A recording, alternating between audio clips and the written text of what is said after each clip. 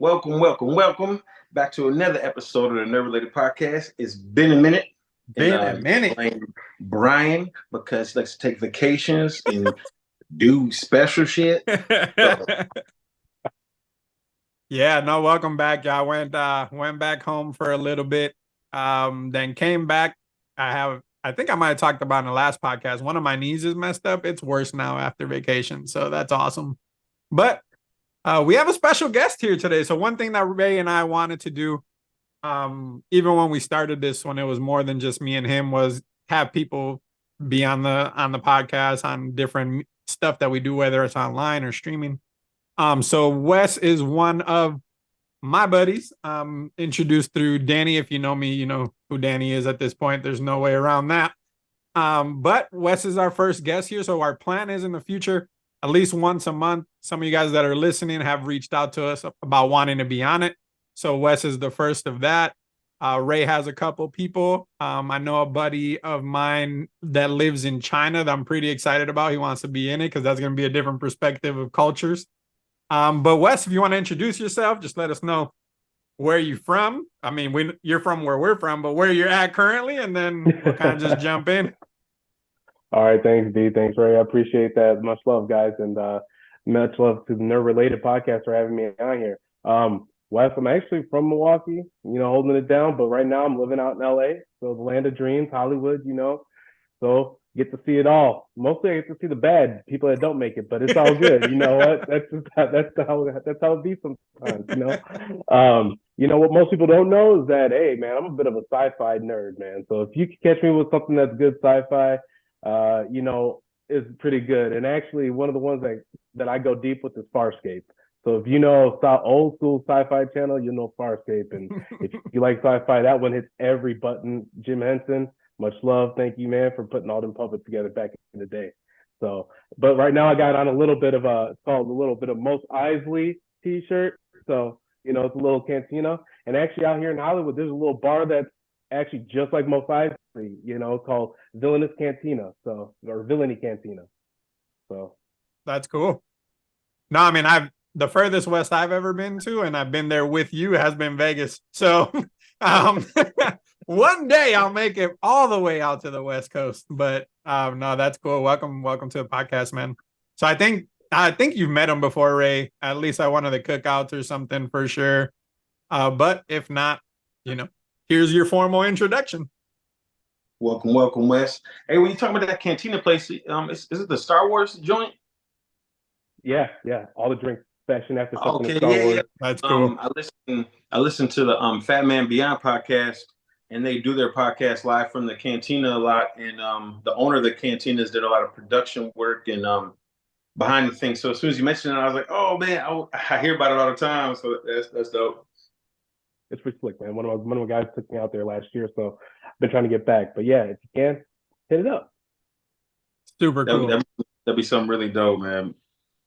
So a lot has happened, y'all, in a couple of weeks. So we're gonna obviously jump around like we always do, super informal.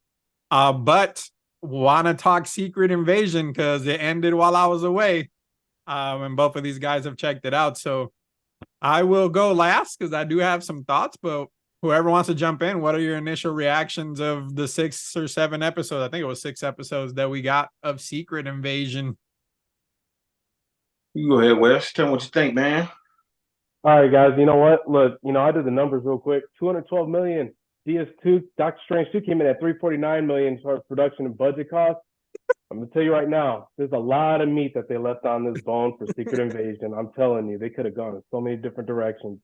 Ultimately, it wasn't the worst show, but I would say it was probably one of the ones I felt as though either budget constraints or they just did a haphazard job at the end of it, really just trying to tie things together. Because you know what? No spoil. Hey, do we do spoil? Yeah, we spoil. Yeah, we spoil everything.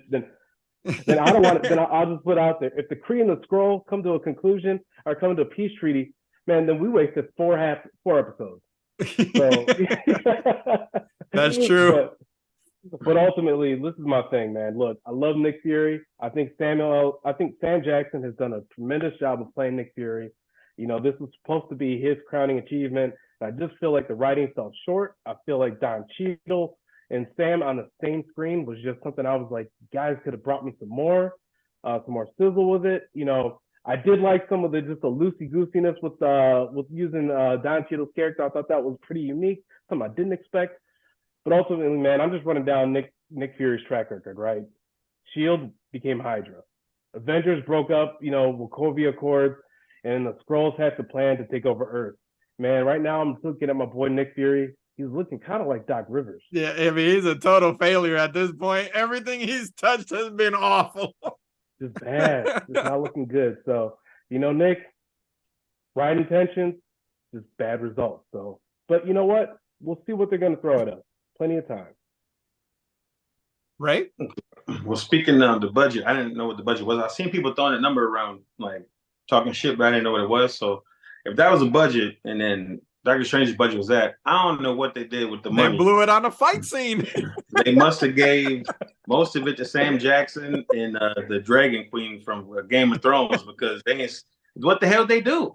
Like, they had all this money to do what? Shoot fake guns and shit? Because there was not a lot shown there, and that end scene was only 3 minutes long. Like, that couldn't have been that much, and the CGI wasn't that good either. It was decent, but I'm saying for a TV show, I think it looked good. But oh yeah, for sure. If their budget was that big, I don't know where the hell it was spent at. You had a movie budget, and that's what we got. I don't know about that. And then the big bad Skrull was beat by a girl at the end. Well, I'm not talking. I don't know.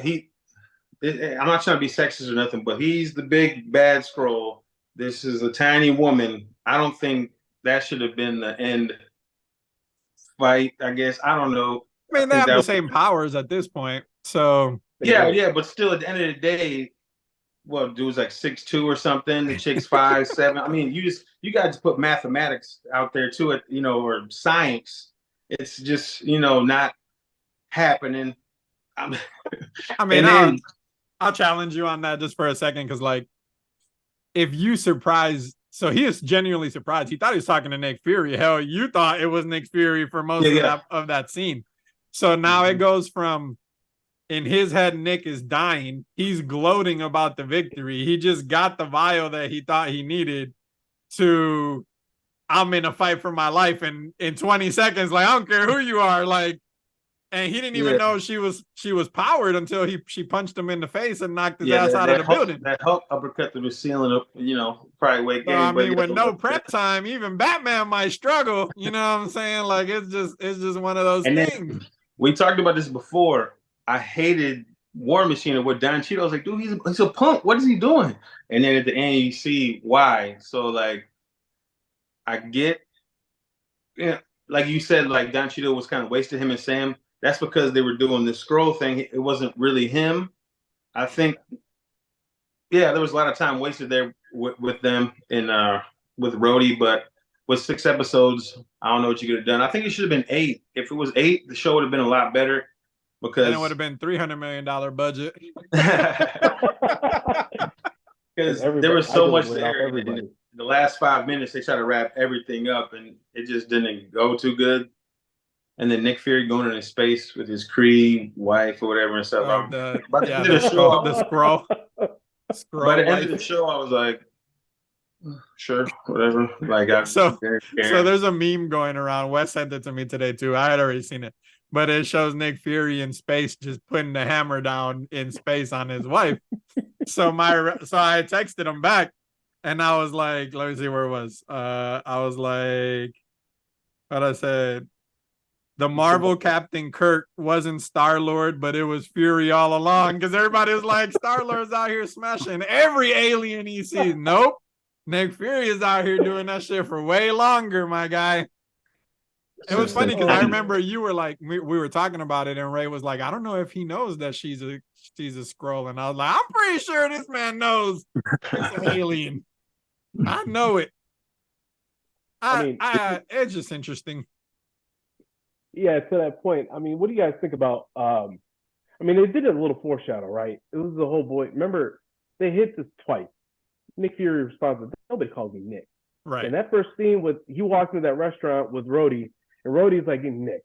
Yeah. And you knew something. I was like, all right, something seems a little too loose with Rhodey right now. So I was picking up on a little bit of the channel, but I was like, nah, really, they're gonna do this? Because that seems cheesy. They didn't bring any other heroes into this. I was like, come on, you gotta have somebody that's looking for work right now. Yeah, So and the explanation is like we can't risk them being able to copy them, which I guess is valid to an extent, but super cheap. It feels cheap. That's the reason. The last 2 minutes, they should have had the War Machine come flying and Rhodey get inside it. That would have been cool. For real, hey, that would have saved the show. So me and Ray agree on a lot of things. We disagree on a lot of things too, but like one of the things we agree on when it comes to Marvel is that The Winter Soldier is one of the best, if not the best, Marvel movie that they made. So when they announced Secret Invasion, we were geeked because it was like, this is gonna follow that. Like it's gonna feel the same. And it did to an extent, but like I feel a little let down. The 6 episodes, I feel like a lot happened, but none of it really mattered in the 6 episodes for the most part. And now with Gaia having the powers, I don't even know where they go with that. Like now you have the strongest being in the Marvel universe, because I'm going to run down the list of powers real quick. This woman has Ghost's powers from Ant-Man, Abomination and Hulk, Captain Marvel. You don't even need nothing else other than Captain Marvel. She got Captain Marvel, Black Panther, apparently, Captain America and the Winter Soldier, Thanos, the Black Order in its entirety. So Obsidian, Ebony Maw, Corvus, Galvin, and Proxima, who we've talked about this before. The Marvel Cinematic Universe absolutely failed the Black Order. That group is way stronger than they made it seem. Gamora and Drax, Groot, like Mantis. She used Mantis's powers on him when he was in the air. Like, where do you go with this character now? Like, you know what I'm saying? I have no idea what you do at this point. And we might not even see them because it looks like that's going to be a whole Russia side quest thing. And Extremis from Iron Man 3. Thank you. Like that was the first power we saw. Yeah. So it's just like, dude, I don't know. I like Gaia. I think the character was okay. Nick Fury did what he could do, but he's supposed to be an old Fury, so he was supposed to. I feel like he portrayed that well. Like he's older, he's feeling like he failed. Like that looked okay. And then the 2 biggest surprises is, one, they confirmed how long Rhodey was fucking in the machine, which is insane. He's been there since the end of Civil War. So the whole Rhodey we've seen this entire time has been a Skrull. Which, when you think about that, like, that is nuts. So when Tony died, who's his homie, and those scenes that it wasn't even Rhodey, like, that's just crazy to me. That's just crazy. Like, they had a moment. Like, he walks up to him and talks to Tony as he's dying. And it's a Skrull that did that, which is wild.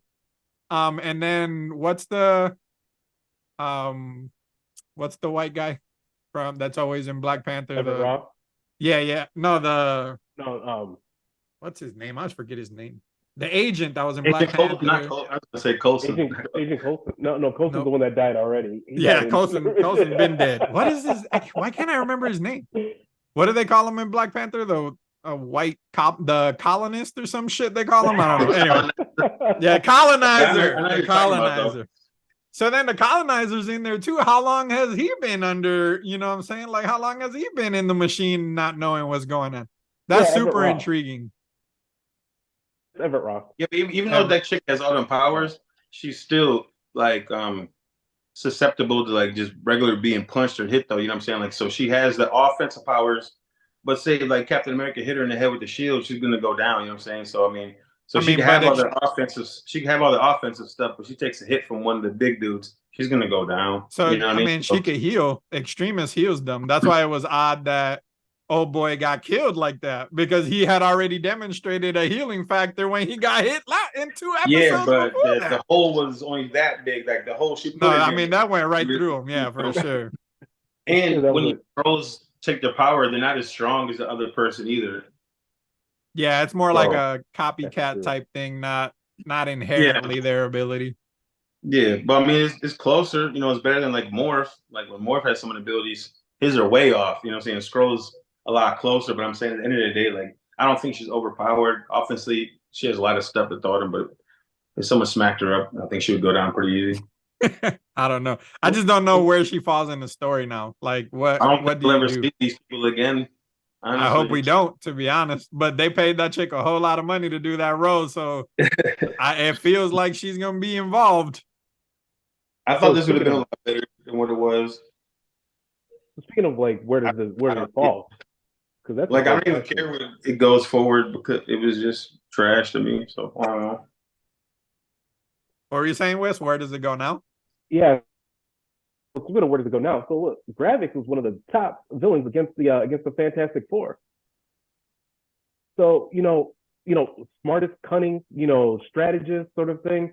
And now that you completely removed him, are they going to bring Gravik back? In a different multiverse? I mean, does he make turns and he comes back? I mean, what do you do? Because you just used a really good side opponent that you could help build up Fantastic Four without having to try to do what Fox does, which is just give you the best enemy and then just try to do it all at one time. That's always been one of our issues. Like a lot of the stories we've gotten in, they involve Fantastic Four, but because they haven't been able to do those movies, it's always been so weird. Like when we watch or talk about it, because the whole scroll thing, even Secret Invasion, like, do we get a battle planet now? Like, is that where we're going? Because it just feels like that's what after Secret Wars, which now isn't releasing until 2027, I think was the date, which is Right. nuts. So like with everything getting pushed back, like now we get a Secret Wars movie. Do we get that battle planet and that's where they show us more stuff? I don't know. I feel like for the first time, because it's been back to back now, Marvel doesn't have a clear direction and it's showing. And now Ray's more of a DC fan in general. We like comic books, but like when we talk about it, I feel like he leans that way. I lean more Marvel. But when it comes to the cinematic side of things, like Marvel's always had it together. And now, like, well, that there's some kinks in the armor. If there was ever a time for James Gunn to make a coherent universe to compete, it would be right now. But Marvel's had a bad track record doing this shit too. Like in Black Panther, they had the Claw, and I'm like, oh shit, man, the Claw, he's been the fucking Black Panther villain forever. Like he's one of his guys in his rogue gallery. They killed him off like the first 30 minutes. I'm like, why would you do that? Well, I was like, he's a bigger villain than Killmonger is. Killmonger ain't, what I'm saying? Claw's been, there forever, doing all kinds of stuff, and then you just dead him off, and then, what I'm saying? I never liked what they did with a lot of the side bad guys, or like, people they bring in that ain't really their guys, and just get rid of them anyway. And they do that all the time with their villains. I think Marvel's villains ain't that good, to be honest with you. Thank you. Finally, somebody that can finally take it to town. I've been unimpressed with Marvel's villains, and truthfully, that's why we love DC.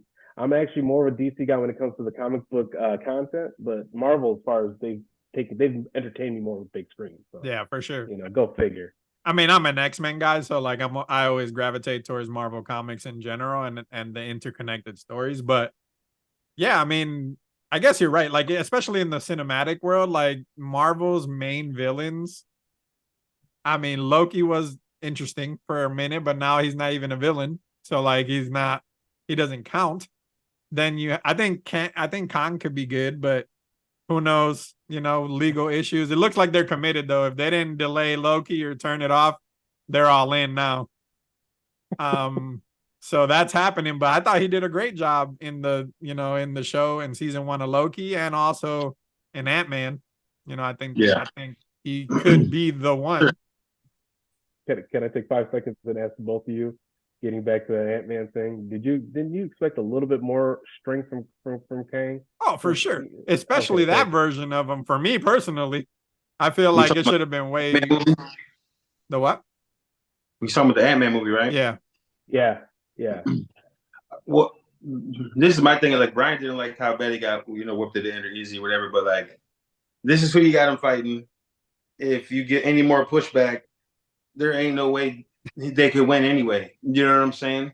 So I think they showcased his power very well, and then But like you said, like more pushback, whatever and stuff. Like if there was any more pushback, he would have just killed them all. There would be no fighting. You know what I'm saying? Because you're fighting Ant-Man and his daughter and some old chick. You know what I'm saying? They at For least had me, it those was other that Ant-Mans. version of him, though. Like, Yeah. I can get what happened. The Conqueror shouldn't have been defeated by the group of people that did. I understand, like, Ray's big thing is like, dude, ants are super powerful. They were the same size. Like, he brought an army of ants. I get that to an extent. But like, then pick a different version of them. Like, don't pick one of the main 3 or 4 dudes that like are ruling the multiverse. Yeah. Well, because the King the Conqueror, he's famous for fighting the whole Avengers. Yeah. You know what I'm Come on, saying? man.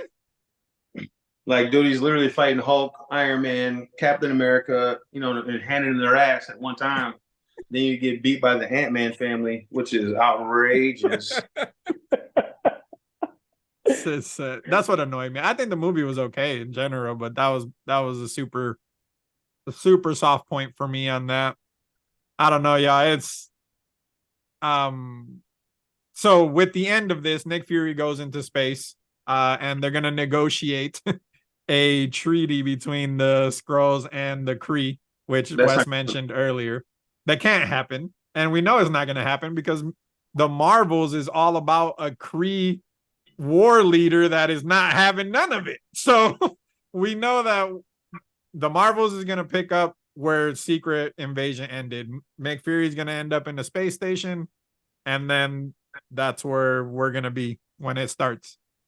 But that in itself should be, I don't know how I feel about Captain Marvel. The first movie was blah to me. It was all right, I guess, but now you have Proton in there. Now you have Miss Marvel, which we are calling a mutant now, and the MCU has now influenced the comic books. And in the comics, she's half mutant, half inhuman. So now she's out here in the latest X-Men run. She's doing things with the X-Men, like she is a part of their new team. So we have a half inhuman, half mutant now in Miss Marvel, who's a relatively new character. So there's not a lot of, you know what I'm saying? Most people probably aren't invested, so they don't care that they're changing her origin or whatever she's doing. Yeah. But based on the trailers, I don't know if you guys have seen any of the trailers, but I'm interested in your thoughts. Like, it looks like a fun movie. Like, I wouldn't categorize it as something I'm super excited to watch, but it looks like there's going to be a heavy dose of comedy, and it could be a fun movie. I feel like it's pointless. Yeah, go ahead. Anyway, I don't see the point of it. Like, this chick don't want to play Carol Danvers anymore, so it's not really gonna go nowhere after this. In the comic books, Carol Danvers ain't the coolest person with the coolest stories. Anyways, I don't see how they went this far with this character. She had her movie, came down and fought Thanos for like 30 seconds, and now is getting a second movie. And this person has nothing involved in the universe at all. It's just like some subplot stuff. Like, I don't get the point of what they're doing with any of these characters. I think that's my take on it. Yeah, go ahead, Wes. Yeah, it's not really well defined. They didn't do a good job of it. They haven't set her up. This whole Carol Danvers thing, I was unimpressed, right? Like you said, you hit the nail on the head with Captain Marvel. Was like, what? This was like 90 minutes. Well, maybe it was 2 hours, but whatever. You know, and then it just flew right by. There's nothing that really stood out for me. I don't know about y'all, but so there's nothing that stuck in my head other than Monica Rambeau stuff. Okay, that's cool. Foreshadowing, you're giving us a hero in the future. That makes sense. And a little bit Fury backstory. But then, you know, taking it into Endgame, man, she really didn't do much. It was kind of like she got subbed in like a 6th man and came in, hit 2 threes, and was like, I'm out. And then just like next in the rotation, I was like, man, what's going on here? So Carol Danvers was done because then they went back to Tony and Cap, you know. So it was a Tony and Cap show from the jump. So if you were trying to bring Captain Marvel in to help him with Thanos, all right, cool. But she literally just hit a couple threes and walked away. So yeah, it's hard to build, man. And I didn't watch Ms. Marvel. I read up a lot though on it, so I chose because I was just like, can't get behind it. A little too tweeny for me. It's definitely tweeny. It's definitely tweeny. It was okay though. I didn't dislike it. But it's a teen show. Like, it is definitely that. So, but hey, I mean, if it's like I like the soundtrack is already dope because I like '90s. I like '90s alt, so '90s alt's gonna hit hard for me.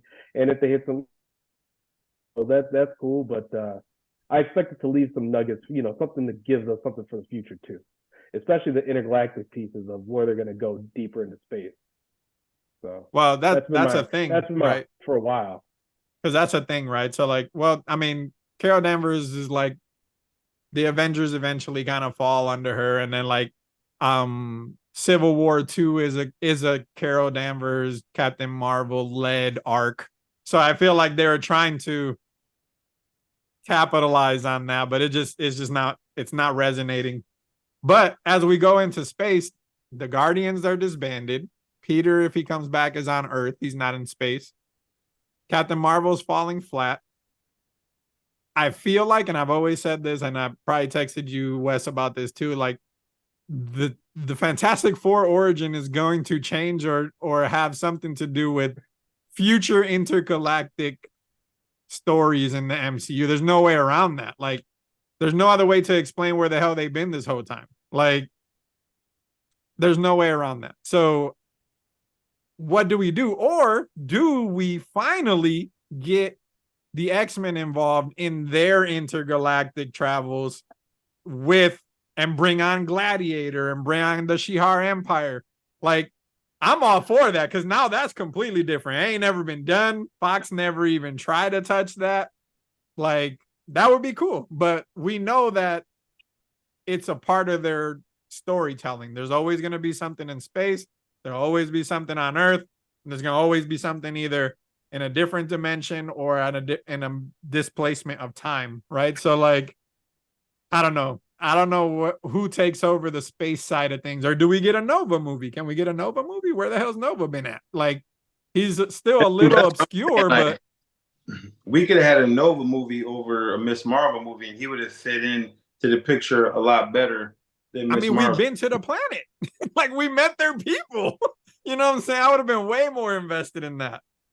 See, what I'm hoping is, so Deadpool 3, we introduce the X-Men, we introduce Rogue. Carol Danvers is in the scene for 10 seconds. That would be nice. Rogue kills her, nice. takes her powers. That would be nice. We have our Rogue, and Carol Danvers don't want to be there anymore. The actress don't want to play this person, and she gets killed from Rogue, and we never see her again. And then we all know Rogue, so Oh, I'd be all for that, because we've never seen that either. We've never seen Rogue get her abilities that way in the Fox movies. That would be fine. I didn't even think of that, but it's the best way to get rid of Captain Marvel for sure. Yeah, and but we only seen Rogue only have her powers, which just takes people's. You know what I'm saying? Like, it would be cool to see her kill Miss Marvel and be at her full potential. That I didn't even think of that. That actually would be super fire. Like, let's make that happen, Marvel. That movie's gonna be crazy. But the future, I'm scared for the future though too, because now we got this big strike, and it don't seem like it's gonna be ending soon. Fuck, the guy that's playing Blade is already old as shit. Yeah. If this movie don't come out for 3 more years, he's gonna look even older. And then what kind of future are we trying to have with some old ass Blade? He's already old in the first place. Well, not old, but if we're starting a Blade franchise and the guy's like 47, 46 or whatever he is, I'm like, and then now you can't tell, bro. Look at Wes. He's like 52. He looks like he's 29. You'll be fine. They'll be fine. The dude's super built. He'll be all right.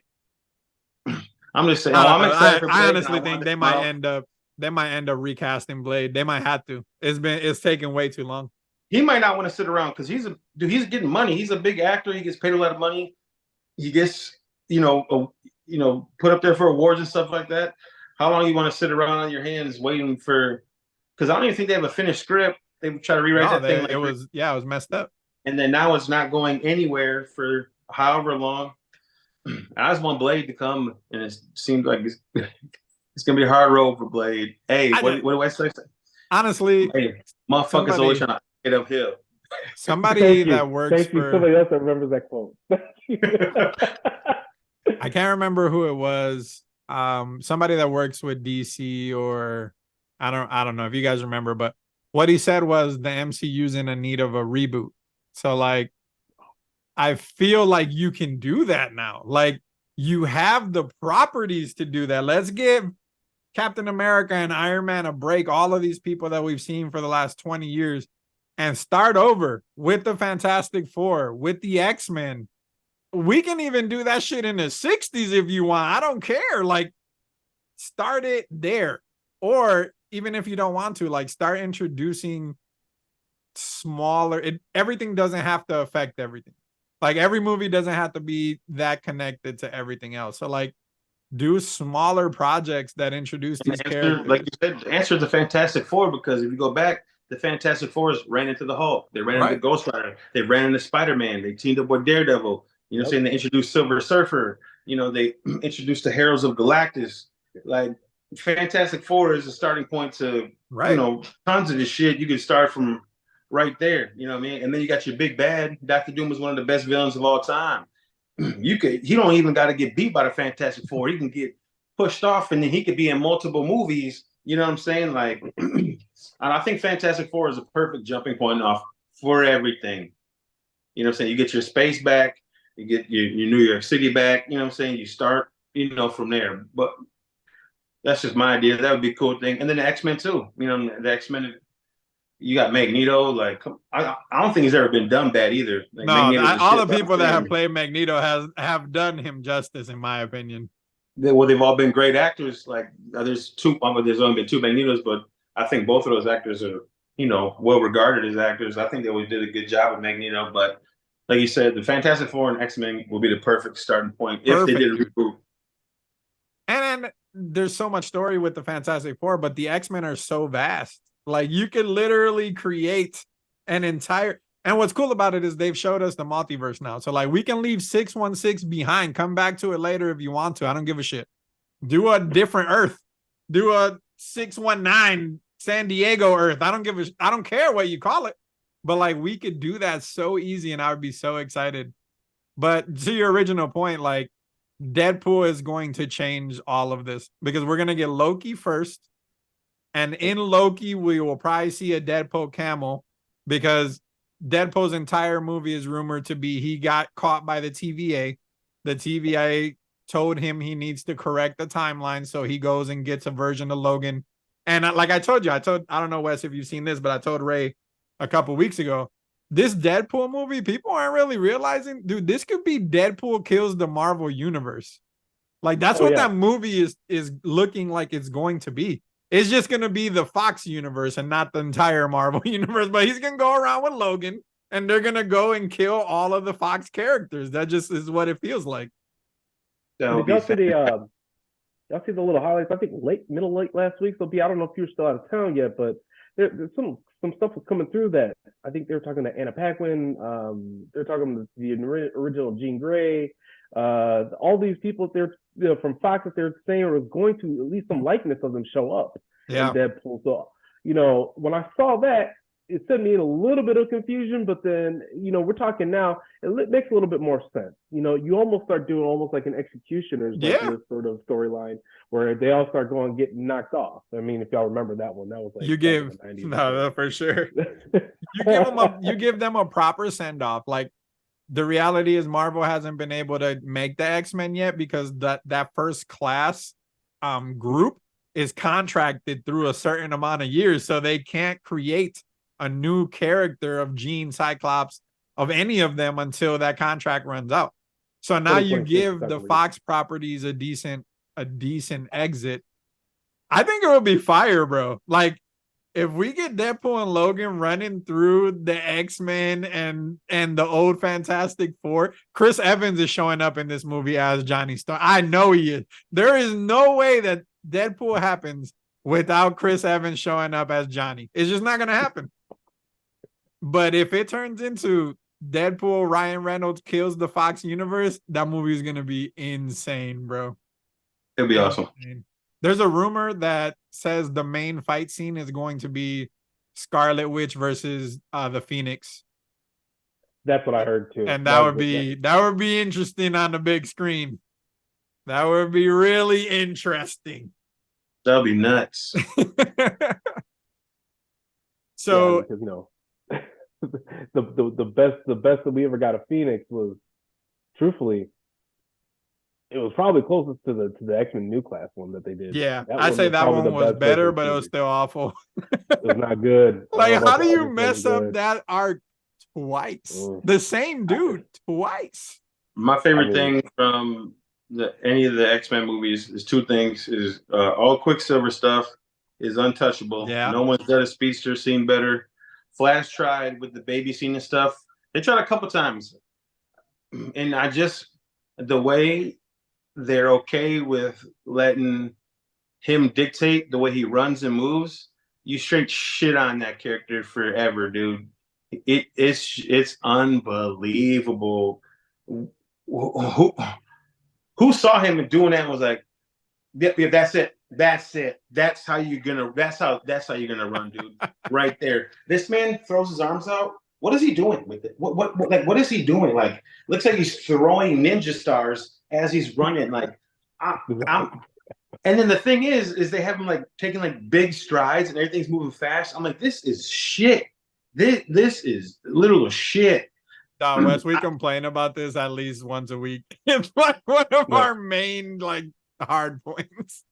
You ain't wrong, man. I'm a huge DC guy, and you let one dude ruin one of the greatest characters in comic book history. One guy. So let me hit you guys with this. So this is my first really good Hollywood star moment since I've been out here. Actually, I walked by Anderson Silva once. Didn't realize it was him. But then the other time, just when I got back into town about a week and a half ago, Stephen Amell was on my flight. Oh, nice. So Stephen Amell was on my flight, but dude, it was like a midnight flight coming out of Atlanta. So you know he was probably there for Heels. Because I don't know if either one of you watch Heels. Boy. So But, I haven't started yeah. season 2, but season 1 of Heels, my guy, is the truth. So yeah, so anyway, so I saw Stephen Amell and I tried to get his attention, but he just wasn't having it. Hat was down, very focused, just read an article just early this afternoon about how he doesn't stand with SAG-AFTRA. So Yeah. that With the would strike. explain why he was in town. Because he's like, I'm gonna still do work. I don't care about everybody else. Yeah. So I'm sure he's gonna catch a lot of heat for that. But yeah, he was like, he just doesn't think it's productive. Like the strike isn't gonna net you what you want it to net you. But I always said that because it reminded me of Grant Gustin. And I just feel like Grant Gustin did not get the best send-off. And I really think what they should have had is the Ezra Miller character die and Grant Gustin steps in. And then he just takes over Flashpoint. That should have been what it should have been. That's why I felt that you should have done. And that would explain. Now we say goodbye to Ezra. We say hello to Flash. And we say goodbye to DCEU. Did you watch? You watched it, mistake, right, though. Wes? You watched the Flash? I have not watched the Flash. Okay. I'm waiting. I'm holding. I'm reading. I'm trying not to get too upset about it. My feelings are still hurt about this because I had a lot of hope.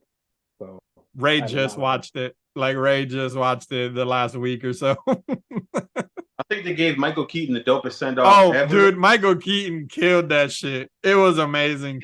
Dopest send-off ever. Ben Affleck was in the movie for like 5 minutes, but it was the shit. And then his running with Wonder Woman, it's funny. It was great. Like, and then Ezra Miller just ruined the whole rest of the movie. Yeah, it's a Flash movie, and Ezra Miller ruined the whole movie. So I saw your notes about Ben Affleck being your pound for pound still the best Batman that you've seen as far as fighting skills. Michael Keaton gives him a run for his money in this movie, though, Wes. No, There's some scenes in this movie, boy. They snapped. But I think Ben Affleck was the best looking one too. He was, you know what I'm saying? Yeah, like he definitely had it.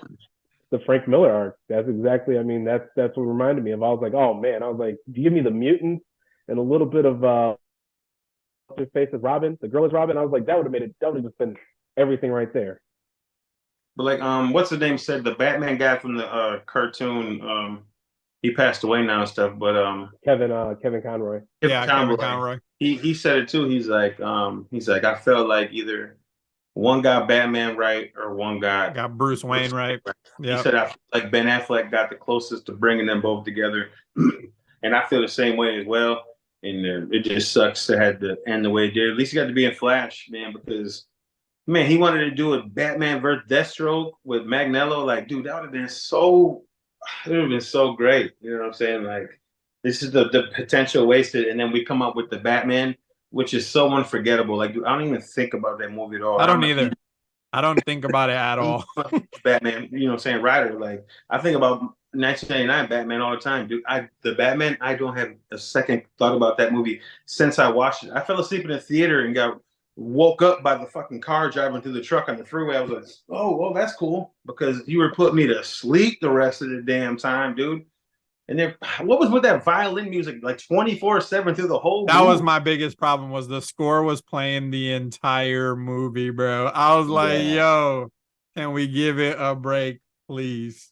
But you know what? If you're gonna say somebody that decided to show you Batman, Bruce Wayne learning how to become a detective, I would say that this was It a was really good. good. Yeah. It was a good way to do it. 3 hours. Well, it's 3 hours and change, right? Because I think Yeah. I'm right on that. I think it was a little over three. I think they could have cut 30 minutes solid that stuff because we didn't need all that. But hey, Zoe, Zoe Kravitz, she did all right as Catwoman, as a young Catwoman. I'm not too upset about that. So overall, should have been shorter, and I think we would have been happier with the Batman. Yeah, if that. it was Yeah, it shorter, all right. I I mean, would have liked it if it was shorter. One of the things though, too, with that is it was cool to see the detective side of it, but bro, like making Bruce so emo too was just nuts. It was just nuts. Like he was He just was on a kind of shitty detective. super emotional ride. It was just like, okay, here we go. Like the clues Um, and stuff he wasn't getting during the movie. I'm like, this guy's an idiot. he's young. Like he's a young detective. He's learning on the job, is what I try to take from it. But But he just staying in failed DC. over and over and over and over again until the whole Gotham is shut down. Well, you're gonna get more of it. We're probably gonna get the Batman 2. It's yeah, probably going to happen. Well, I I kind mean, of know where they're going with it after they flooded Gotham and stuff like that. So I think they're working towards Gotham Nightfall. So oh that'll be cool. And then Penguin's like the big bad in that comic Yeah, book. He's like the governor or whatever. But mastermind. Gotham's shut off to the whole rest of the Yeah, to the rest of the world. pretty much. So there's like no military force, no cops really. Batman's been gone for a little while, but I don't think that part's gonna happen. But I think it's gonna be like Batman, few couple of cops, and he's like the only person in here because that flood and everything, the bridge, like everything's gonna be cut off for a while. So I think yeah. that's where they're going with it because then they were trying to give Penguin his own show, which is keep being delayed. Yeah. That's what's coming out soon.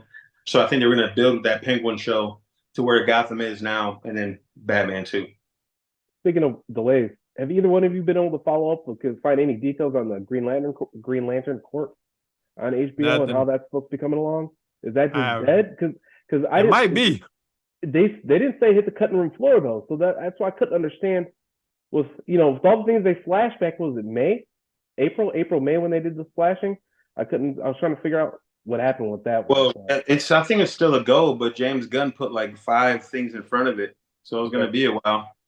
Things nobody wants, some monster show, some other shit. I'm like, what?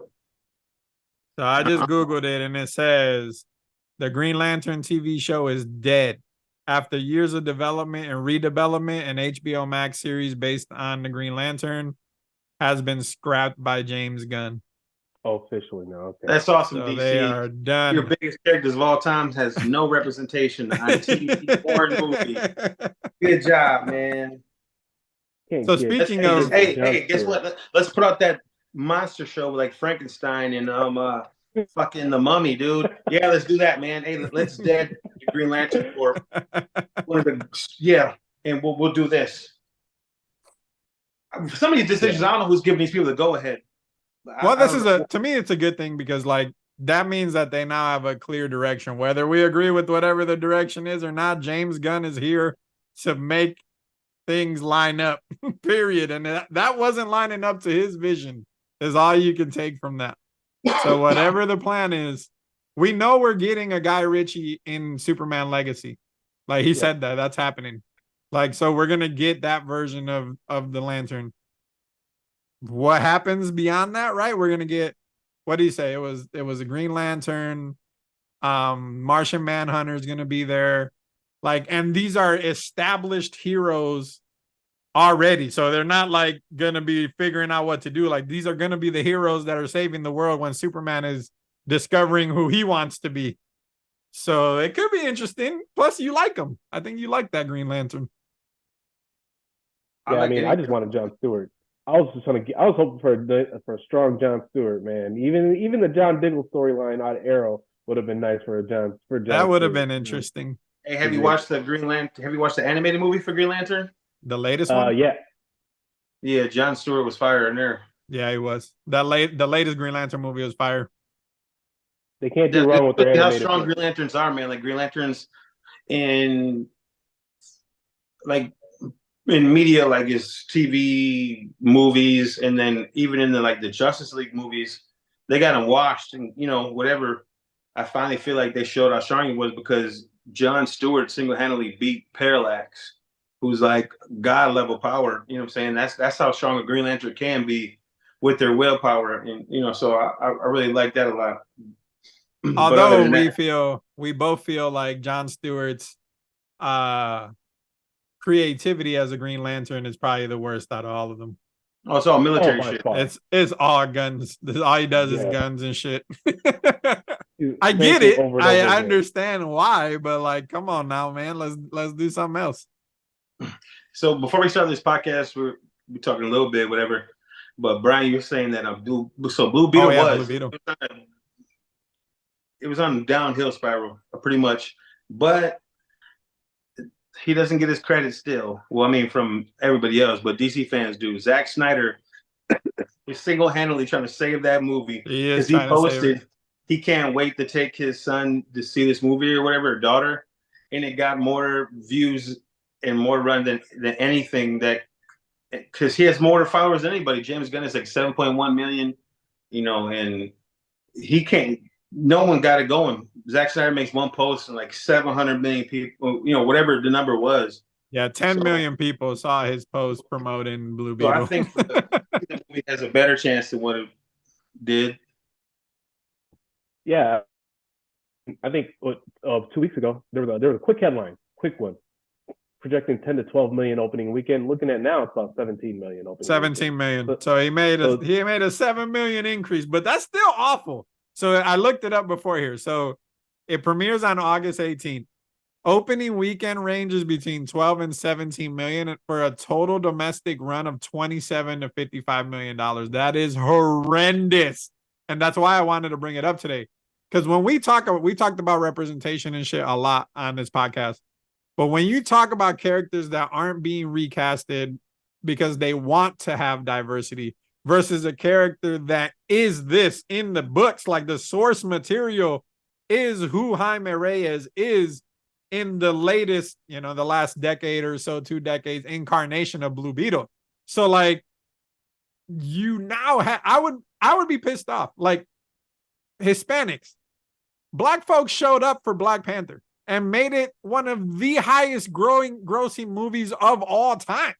Don't get me wrong, Black Panther ended up being a fucking great movie, but initially there were people that went to see Black Panther that didn't know who the fuck Black Panther was because it was a Black character that was powerful and a king in Africa and basically hit all the points of who you want representing you.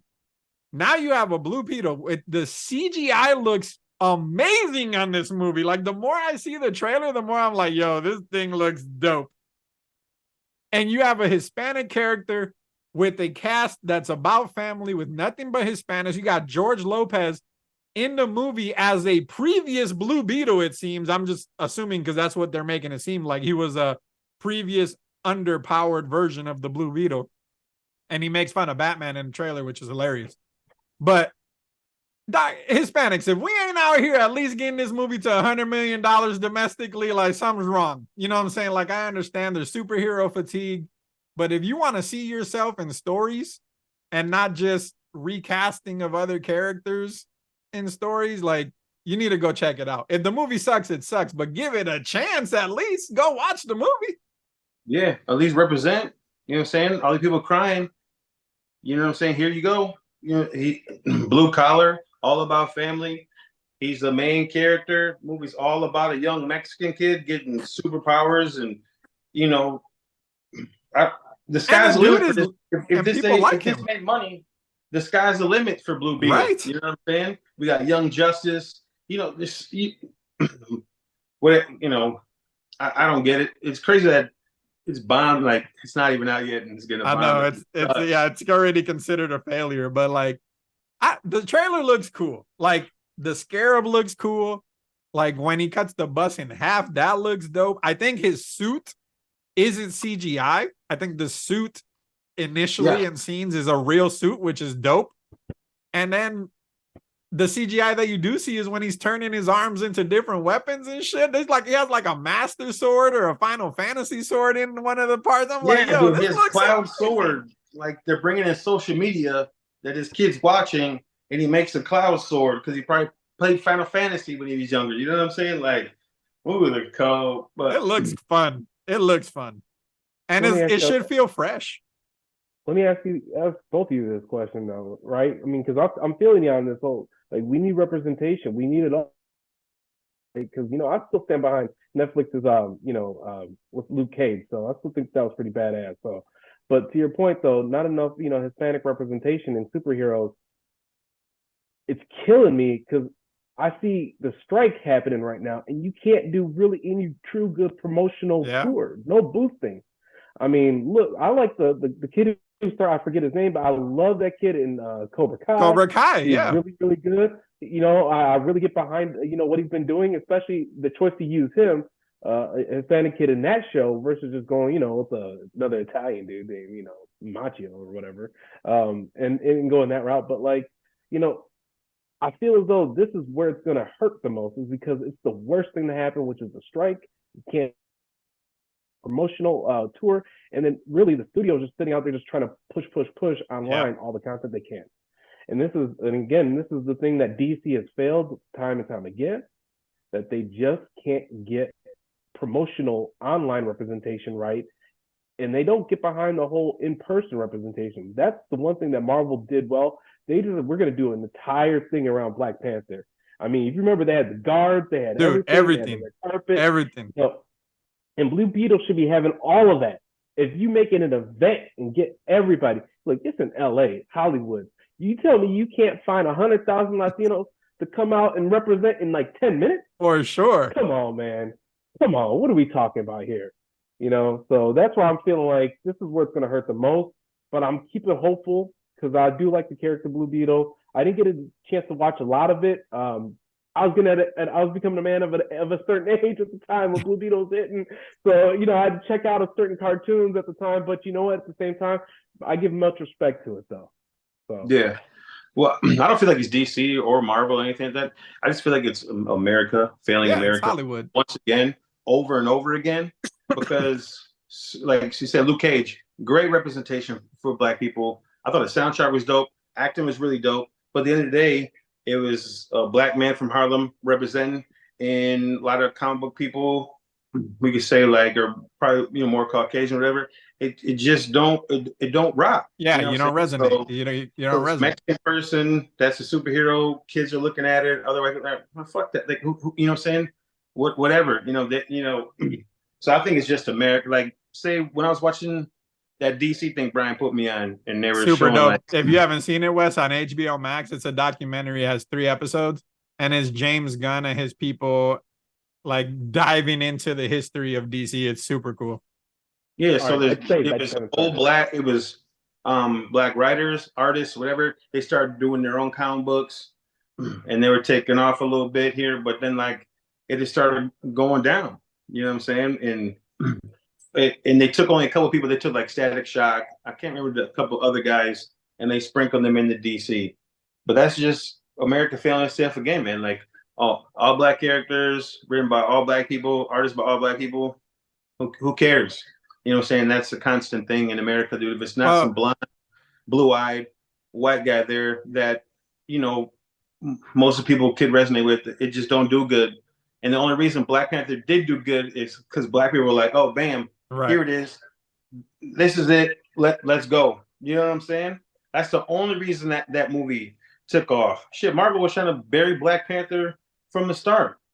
Because Jack Kirby first drew his face open, and Marvel was like, "Hey, cover up his face because we don't can't have a black black character." Yeah, in the comic books." You know what I'm saying? So it's just a constant thing.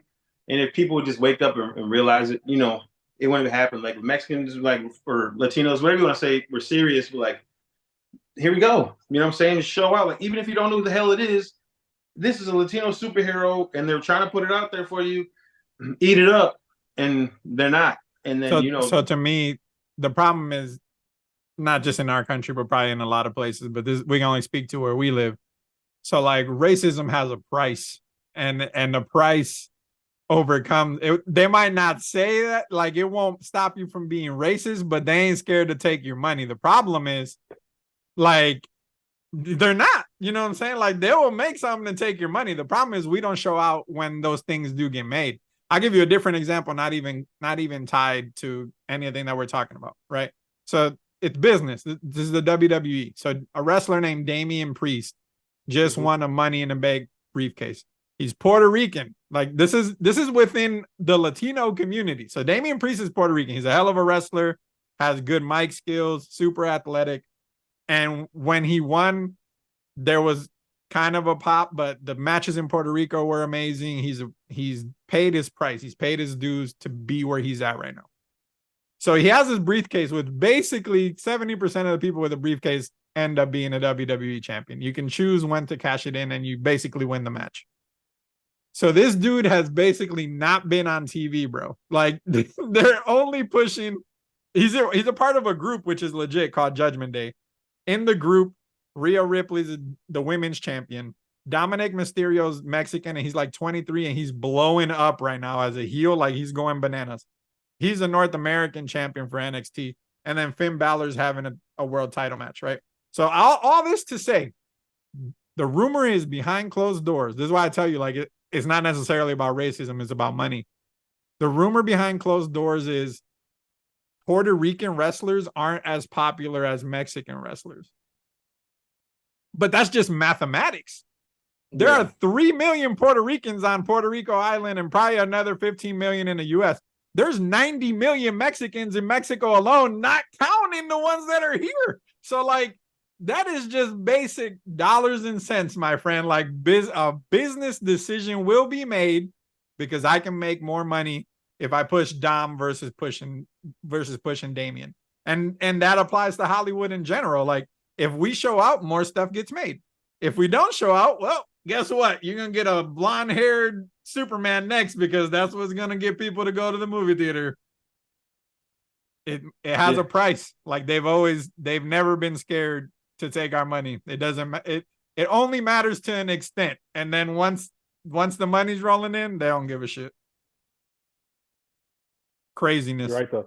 They do that all the time. They give us our one shot. They give us one shot. And they take 7 shots on somebody with the Caucasian face. They're like, hey, every 7 Caucasians, we got to throw out one person of color. You know, there might be a ratio. Yeah, there might be a hidden ratio for sure. Well, in comic books for sure.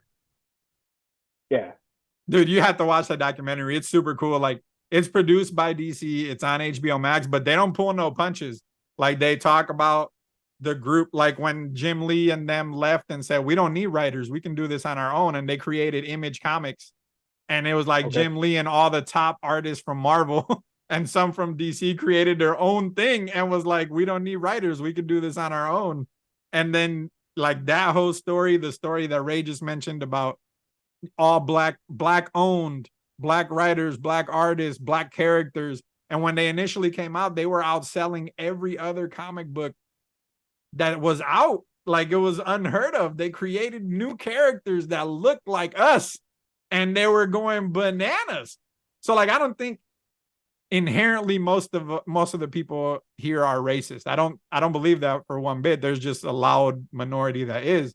So most people are okay buying a comic book with a black Static Shock, right? Like, it's about the story. It's not about him being a black guy. Like, it's just weird to me because especially nowadays where everyone feels like they're so protected online and have opinions around what their beliefs are, that they can sway because they have power just like we do. Like we can sway people to get to the movie theaters to watch Blue Beetle. Like we can. It's just one of those things where like, well, will we do that? For sure. I just like you like I'm thinking like whether we had Blade and Black Panther. Well, Steel came out with Shaq, so I guess I that forgot kind about that movie. that kind of counts. But Oh. other than that, there's been like no black representation. We've had War Machine and like sprinkled in a few movies and stuff like that. But I mean, like that's just comics in general. So I think that kind of sucks. You know what I'm saying? There's not a lot of dope, you know. It's been very unimaginative. A lot of from a mainstream perspective, right? Mainstream, you know. But like you said, there's been a lot of other subtle ones. I mean, you had just the Knight, the policewoman in Luke Cage. She had her own little side arc in the comic books, you know, that she had run-ins. You know, Misty Knight, I think. Misty Knight, yep. Yeah. So you know, so she had her own arc. But hey, I didn't know about that until I started reading up on Luke Cage. What did it take? It took Netflix to launch a TV show called Luke Cage for me to know. You know, they should have the second season. I thought that show was dope. Yeah, you know, second season was dope. They just got robbed of a third one, and you know, at the end of the day, right? That's just the money ran out, and Marvel did a pivot. They did a hard pivot. I think they should have had a second season. They dumped Luke Cage. I mean, in general, like, so Daredevil was a great show all the way through. Luke Cage was good. Jessica Jones wasn't good, and neither was Iron Fist. That was awful. But the Defenders was solid. Like that Defenders connection movie or series was cool, and it was gritty. It felt more grounded. It was just it was cool. But like, I get why Marvel wants to. You know, they were trying this whole time to bring it all back, bring everything back in house. And they talk about that too in the documentary. They talk about how Marvel went bankrupt and started selling stuff and all the opportunities that DC missed during that time. It's super cool. It's like 3 hours long, but it's actually really good. So watch it. I will. Before we move on to the Nintendo piece that we're going to talk about soon, just one question: did you both pick up on the Hulk proprietary rights getting defunking back to Marvel? Yeah, I saw that. Okay, because I think that I didn't expect that to happen. I didn't know it was going to happen in 23 either, so that was a little bit of a surprise. I think maybe that might throw some wrenches up in there, B, about the I guess the future of what they're going to try to develop. But with the money being tight now, and you know, and I wanted to bring this up earlier, the streaming IP, every time you develop one show, that's got some cataclysmic cost that people do not have an algorithm yet completely to understand how many new subscriptions you need for every new IP developed. And I think that's what's killing everybody right now. So that's my last piece. I mean, people are in trouble. Like that. All right, the economy right now is not what they want to admit it to be. And the reality is when Disney brought back Bob Iger, I think they're trying to sell Disney, which is insane to me. But in order to do that, because we saw this play out a little bit when they bought Fox. So when Disney bought Fox, they made them shed the sports side of it first. Like you can't buy all this in the entirety because you're going to have a monopoly then on the sports TV rights because Fox regional networks have a lot of the baseball and the basketball. So they wouldn't let them do it. So Fox sold that shit to Bally's and to a couple other people. So now the rumors is, so Disney is shopping ESPN. So the fact that they're doing that means somebody's out here trying to buy the entire Disney brand because they want to get rid of ESPN. And then I saw another rumor, which I can't substantiate whatsoever, but this one like dude on Twitter that talks about, I won't say he's usually right, but he's right enough to like care. He said that there have been conversations with Disney to sell Star Wars back to George Lucas. Like, so if this is true, right? So if they sell ESPN and George Lucas ends up buying Star Wars back, because Disney hasn't been able to capitalize on Star Wars. They opened a hotel, which completely bombed, and they're closing it because it was $5,000 for 2 nights. Who the fuck can pay for that, especially in this economy?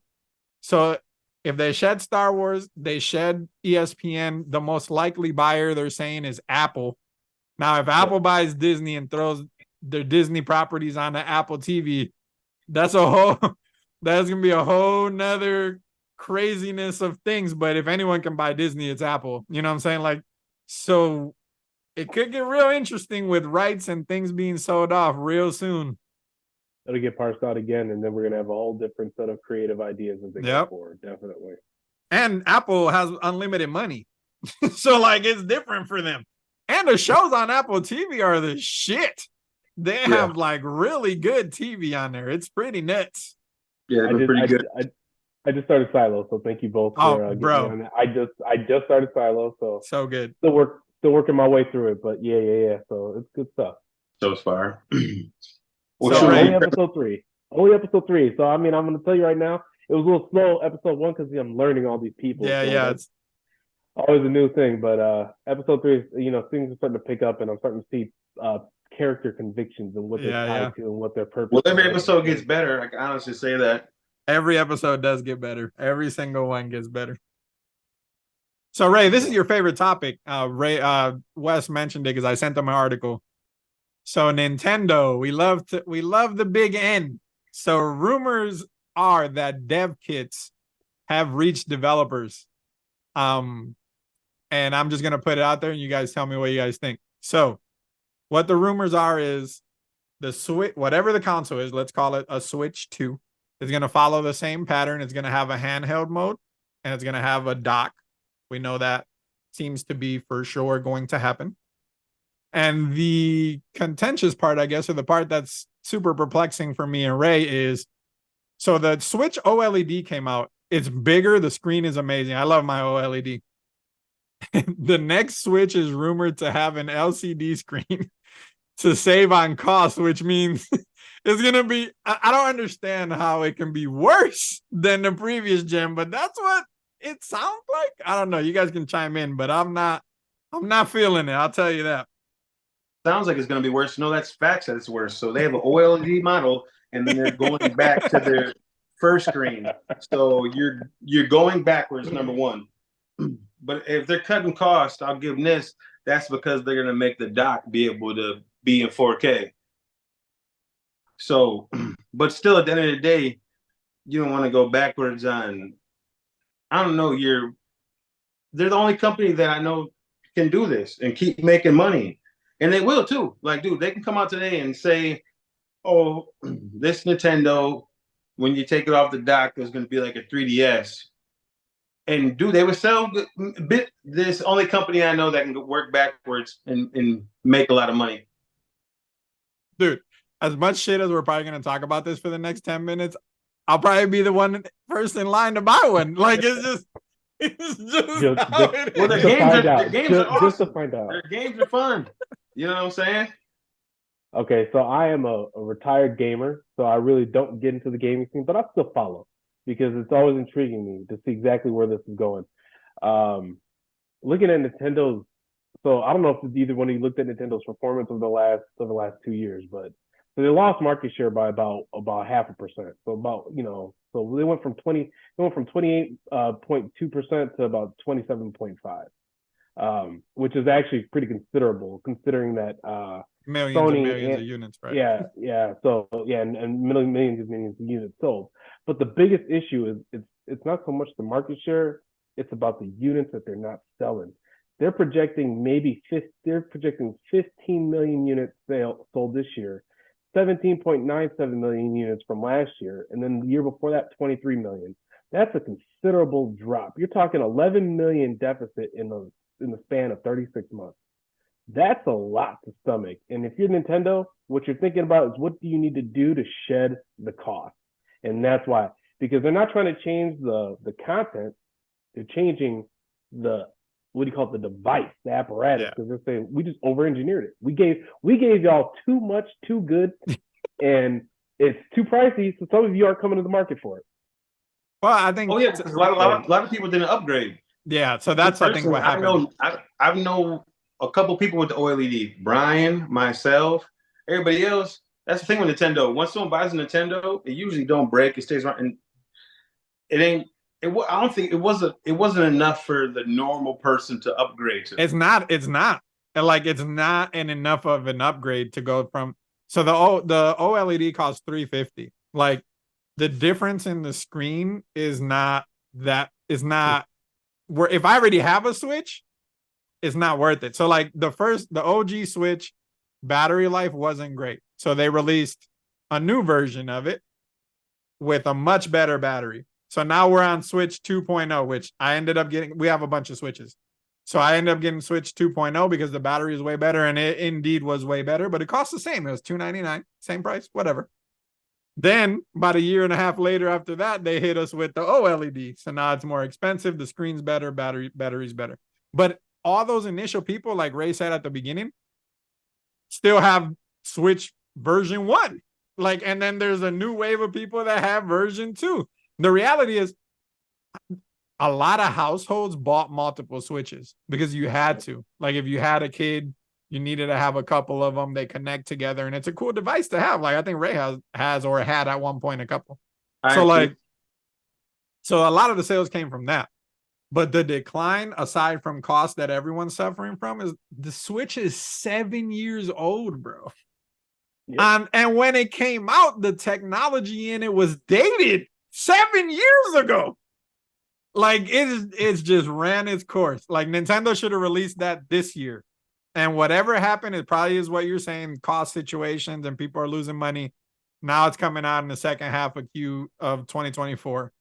But I feel like the plan had to have been this holiday season, that thing should have came out, and it would have helped with all the units that they're shedding. And then another thing that Nintendo has never done, and I want to get your thought on this as well, both of you. Nintendo's never done backwards compatibility. So if all of this Switch stuff, so along with the LCD screen, another thing that was confirmed is that it's going to have a cartridge slot. So we're sticking with the cartridges going forward. Wow. So cartridges confirmed for Switch 2, the Switch 2. But so this is going to be a problem because the Switch is the number one console sold right now this generation in general. If it's not backwards compatible, that's going to be a problem in today's world. Like, they're going to have issues. But that's my opinion. What do you guys think? Is it that big of a deal? Like, would it be for you, Ray, that has a couple of them, or do you not care? So, like, say, okay, all my Mario Party stuff won't go to this new system. Nope. I think it's stupid. Like, why? Every other thing. That's what I'm saying, man. Like, they're working backwards, trying to go forwards, and at some point, it's gonna not go anymore. You know what I'm saying? Especially with how the internet is and everyone getting smarter to technology and stuff. You're giving us outdated software. You're giving us an outdated screen, and then now you're giving us an outdated. Well, their internet's been outdated, so and we're gonna stick with that broken piece of shit. That's 3 strikes against Nintendo. I don't think I buy the next one. What about you, Wes? How do you, as a non-gamer, right? Like, as somebody that likely isn't going to buy this anyways, like, would that influence your purchase? So it's funny you did bring this up because a couple of friends out here, I'm a man of I'm a man of a certain age these days, So, and I got people around me and in the same age group, and they still play the Switch. They got the Switch, and we were just talking about this, and I was like, maybe I should pick one up. So I've been considering it, contemplating it. Now knowing a little bit of this, what's going on, it makes me wonder: is that really a wise choice? Because I do want to play Zelda. I do want to get into a great game. That are excellent games. Nobody has had a complaint, but backwards compatibility, man. If you're not bringing that, at least that level of functionality to me, I'm probably thinking twice at the checkout line. I'm thinking, this is only going to last for X years, and I might only be happy with the tech inside of it. That just doesn't hold up and has a lifetime. So, I'd probably back off of this. My confusion, and I think Ray, you hit on this, is I don't understand how that family and I think the family is still running point on 100%. That's the problem. Although, they say that it's a board, but I still think, and they got a CEO. I think the family still calls all the shots, and I think their traditional mentality is what keeps holding them back. So that's just my thoughts on it. So, I don't know. It has to have it. Like, PlayStation and Xbox both play PS4 games and Xbox games. Like, I think one of them you can even put, I think it's the Xbox, you can put an Xbox game in it and it'll play it. Yep. Like, it's Yep. important. The library on the Switch is pretty vast. So like because we're so mobile now, I don't even buy cartridges. So all my games are on the console to begin with. So like now, if I can't download an older game, it's just one of those things. But Ray did mention something super interesting because we're in a world now with mobile devices and docks. So Nintendo did a really cool thing with the dock, something we didn't really think we would need or want, and that's cool. But the power can be on the dock. And I'll give you an example. So I have a Rogue Ally, and now that since Steam came out with the handheld, now everybody wants to make a handheld. So Rogue has a handheld, Legion's making a handheld. Who else is the one? Is a streaming only? Lenovo has a handheld. Everyone has a handheld. But what's cool with the Rogue handheld is that they have a dock, and the dock is crazy expensive. It's $1,500 for the dock, but it has a 4090 in it, and you plug it in and it basically becomes a high-end computer. My computer costs a gazillion dollars, and that dock with the Rogue Ally is probably equal to my fucking computer or better than my computer, just hooking it up to that. So if computer companies are doing this, Nintendo can do it too. Like, you can create a dock that completely changes. Hell, you don't even need a console. You can create a dock and put the fucking Switch in it and make it better. Like, you don't even need to create a whole nother Switch, because the Switch on the mobile is cool for what it is now. But if I can dock that thing into a $300 dock, and now all of a sudden I have PS5 or Xbox type entertainment, I mean, it's a game changer. Like, you could do that too, but Nintendo's not innovative other than their controllers. So like, their games are cool, the games are innovative, and the way that you play the game is innovative, but their console designs and how they create the console is not innovative. Like, it's a choice that they're making, but I don't see them ever doing that, but it's something they could do very easily. I mean, I've always been a fan of Nintendo. Should just come up with a Call of Duty version of Mario World. But all they do is they're just shooting mushrooms and turnips and all kinds of. I mean, I would play it, bro. Little first-person shooter Mario style. You get all the characters, you bring it in. Hell, even do something style. Give me Captain N and the Game Masters. Throw in some of that old school stuff for me. Do you eat that much and you like stomp on other people? Yeah, dog, see? Give me a Mario Battle Royale, dog, and I'm all the way in. That'll be fire. If they could take the serious things like these first-person shooters, and they could just readapt it in a very playful manner to keep it very family-oriented, which is what they want to do in the first place. Yeah. And I think if they went that creative level, they could transform their entire landscape of who they're selling their product to. You're no longer getting the I want to call it the cave nerds who just want to hit. I want serious gaming only. Yeah. They could peel back and get something like this, which is a little bit more fun. So you said something there that triggered something I didn't share with either of you guys during the week. Two things with Hasbro's going on right now, which is interesting. So you said Transformers. If you haven't watched Beast Wars or whatever the hell the movie's called with Transformers, what is it called? Beast Wars, yeah. Or Rise of the Beast. Rise of the Beast. So I told Ray, I just watched it again. This is my third time watching it, so I love the movie. But so you said Transformers and it triggered. So one cool thing, Hasbro is reaching out to the gaming companies, and they want to make Transformer toys that transform into consoles. So like, it'll transform into a PS1, into an Xbox, into a Nintendo. Tell me that isn't cool. Like, boy, I will sign me up. And there was like a picture of a concept of Optimus Prime, and it had like a PlayStation symbol like on his chest, and it would like transform into a PS1 or something. So they're trying to get that. I doubt that they get all of them on board, but at least one of them has to be like, yeah, run with that. You got to do it. But I wanted to mention that because I thought it was cool. And then another thing with Hasbro is, so, mergers are funny. When a company buys another company, things get lost, people get fired. No one knows how to find shit. It's just the way it works. So all the old Hasbro Transformer games were on a server at Activision. So when Microsoft bought all these things on a merger, nobody knows where the old Hasbro games are. They're lost on a server somewhere in probably some random ass room or closet. Like they don't know where they are. Because Hasbro's like, we think that our collection of games would be cool on the Game Pass. And I think it would be. War for Cybertron, bro, as a multiplayer game is severely underrated. That game was fun as shit. So they're like, we have a vast catalog of Transformer games and other games. Like, why would you not want to put that on Game Pass? It would be super dope. And it benefits Hasbro because now you're getting free promo for all the toys and other shit that you're doing. So Absolutely. they were talking about it at a press conference and everybody's like, that's a great idea. Why haven't you done it? And they're like, no one at Microsoft knows where it's at. They literally don't know where this stuff is. So they're like, we're just waiting to see if they find it.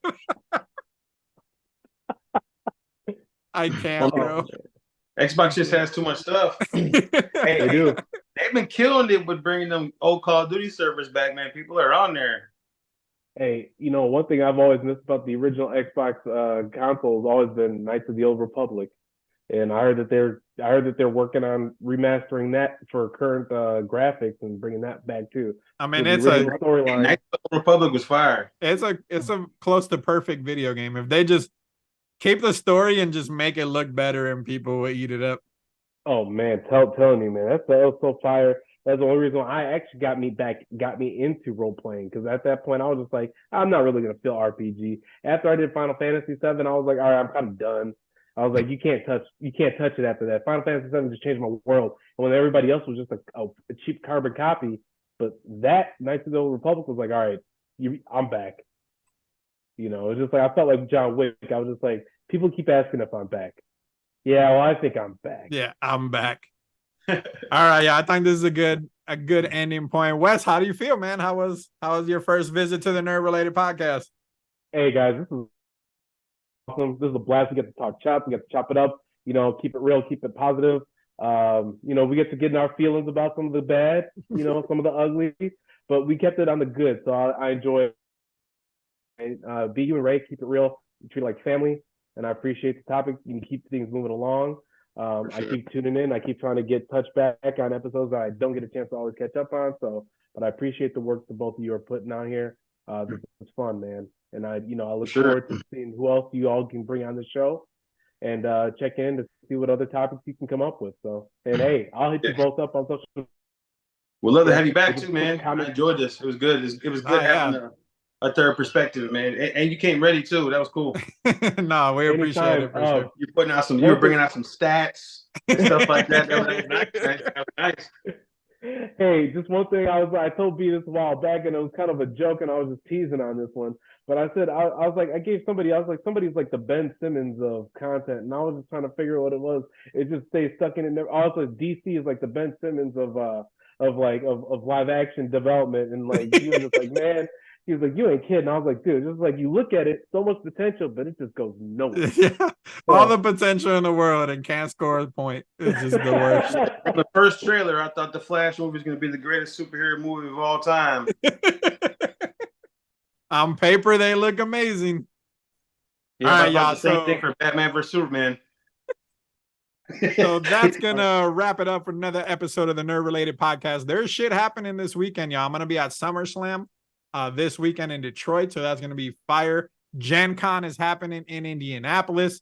Another show. We didn't even talk about Lorcana. We'll leave that for another moment. Trading card game coming from Disney. Me and Ray are absolutely hooked on this. But Lorcana is gonna be present at Gen Con. First time you can buy booster packs and all that stuff. Aside from just it being a nerdy conference, people go there with cosplay, yada, yada. I might stop there because it's kind of close to the way. But we'll talk about it next week. Stay nerdy, y'all. Thanks for stopping by. Thanks, Wes, for coming by. And we'll catch you next week. Peace. I will.